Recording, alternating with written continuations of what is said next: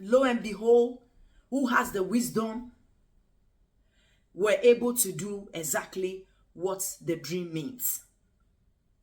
After that, remember, the father of Joseph was in sorrow. This man has been in sorrow. Joseph was sold at the age of 17. You do the math and the calculation. How many years is that? When we hear children get missing, children get lost, and you don't see them for years and years and years, and it gets to the point where you are tired of mourning and sorrow. The father got to the point where he finally accepted it. And when he accepted it, that if this is what the Lord wants for him, so be it. That is when Joseph came back into the picture. At this point, this famine started, and it started affecting the land of Canaan. So the famine was all over. It's like when anger comes in a country, the nearest country gets affected. And as times goes on, they were running out of food in Canaan. And the father sent his sons to come and get food from Egypt. When the sons got to Egypt and they saw the king, because when you come to buy food, they bring you in and you bow to the king. Is that not exactly the dream that Joseph had? That his brothers are going to bow to him. You bowing to somebody, you being obedient to your boss, you being a hard working to your boss, you being submissive to your boss, your workplace, doesn't bring you down. It's so that you can get what you want as well. They came, bowed their head, and then the brother set them up. Joseph set them up. Joseph recognized them because he left. They sold him when he was 17. He's now 30 when they met him. And he's dressed like an Egyptian. An Egyptian, their head is covered. They've done their lashes and they wear white. So the brothers, there was no way the brothers could recognize them. There was no way. But he recognized them because he knows them. He grew up with them, but they could not recognize him. So eventually, Joseph set them up, and Joseph told them, asked them. Joseph at this time was testing them to see if they have really regretted what they did to him. So he tested them by asking them questions that you guys are spies, you are not coming to buy food, you're coming to check on our land, you're coming to see what we are doing here, to go and tell the land of Canaan for them to come and attack us. So Joseph was actually trying to set them up. Do you know what? They told Joseph every truth that you and I knows behind the story. It's like when you're watching a movie and you've already seen the movie before and somebody else is watching, you can just you know what is going to happen. So Joseph was testing his brothers to see if they've really, if they have this if they've really regretted about what they did to him. And then eventually he realized that the brothers genuinely has regretted what they did. And then he tested them to say that, go and bring your younger brother. Jonathan, go and bring your brother. And that brother was like Joseph to the father. Because remember, this brother that Joseph wants his senior brothers to go and bring, he's now the father has replaced him as Joseph. So that boy must not move. That's why when they were coming to buy the food, the father did not send them. Because he doesn't trust his own children. At this point, Joseph did everything in his power, told his brothers that without your brother, we cannot give you food. They went back to their dad, told their dad, look, daddy, this is it, that's that, this is that. The king said, if we don't bring our brother, how did he know? How did he know we have a brother? How did he know? The father was mad. And then the father consoled himself that if you don't go back, we will die. So we must all let your brother go. The brother followed. When they got there, the story said that Joseph set a banquet. When I'm talking about a banquet.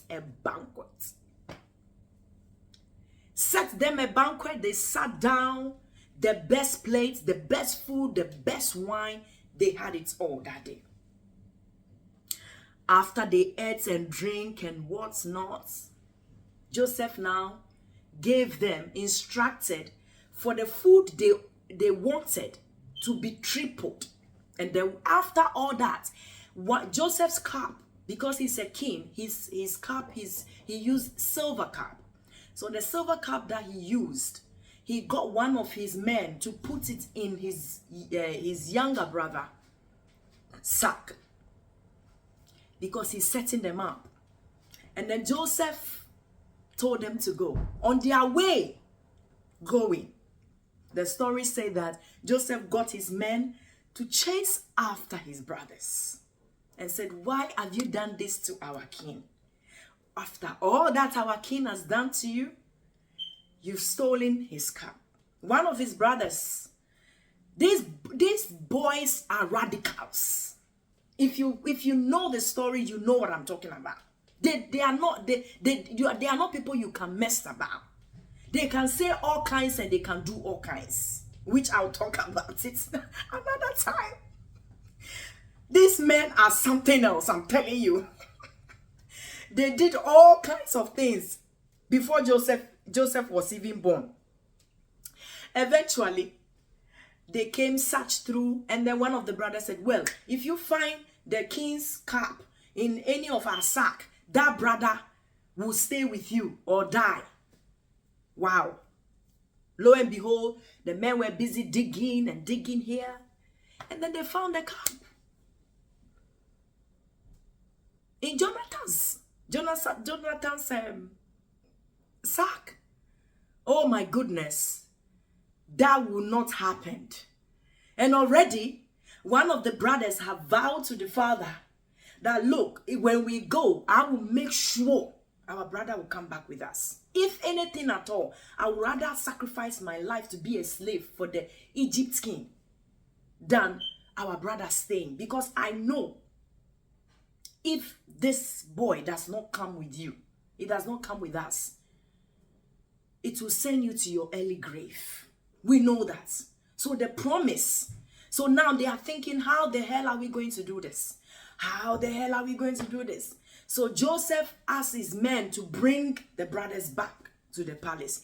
They got to the palace, sat down, and one of them went in front of Joseph and spoke all the wisdom that you can think of to Joseph. How can we do this? Don't do this to us. They said everything. You know how you can convince someone? They convinced Joseph from heaven to earth that this cannot be. Our father will die. So that made Joseph realize that, wow, my brothers has really, they now have love for my father. They're thinking about my father. Joseph wanted to see whether they think about this old man. Because if they were thinking about this old man at that time when he was 17, they wouldn't have done what they did to him. So after they have shown all that remorse, Joseph said to them that, you know what? He went back. The story said he left them and told all his men to go away. All his men went away. And then he went to his secret room and he cried aloud to the point that the story said that his guards heard him. That Joseph was weeping. He cried. And that is what I want you today to do. If it has to take you to cry, scream, to forgive someone, please do so. It's your turn. It's our turn to forgive. People offended us. We always think people offend us. Yes, people do, but we offend people too. It is our turn to forgive. If it has to take you to hit the door, bang, whatever you have to do. It might mean you will smash a glass because you don't have option at this point. That you have to forgive. To set yourself free. Joseph at this point, after screaming, wash his face off, the story said, came back, took his crown off, and showed himself to the brothers and told them, I'm Joseph. Ooh. My goodness, would you be able to go to someone today and tell them, what you did pierced me in the heart? But me, Cynthia, today, I genuinely want to forgive you. Would you be able to do that? Forgive them and see. The fire that is cold. Have you seen it before? Cold fire. That will be running through the person's veins at that time. Because at this time, it's you who have made it. You didn't wait for them to come to you. You went to them. And then Joseph organized everything that you can think of. Send it off to the father. Now that they know is their brother. The story said they were all shivering. And they remembered that, oh, this is the dream he used to have. Who can stop your dream? Tell me. Who is the dream killer? Nobody. Joseph is now a prime minister in a foreign land that he was sold at. Your husband must have brought you from nowhere to somewhere. Your wife must have brought you from nowhere to somewhere. And now they have turned against you. Your own sister, your own brother want to take everything that your parents have left. They have taken it. They took it. It's been 13 years, 14 years, 15 years. Come on, please.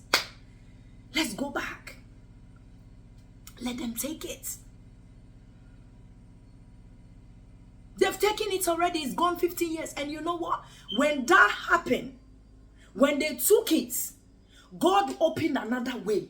Now you have more than enough. They took one thing. Now you have 5.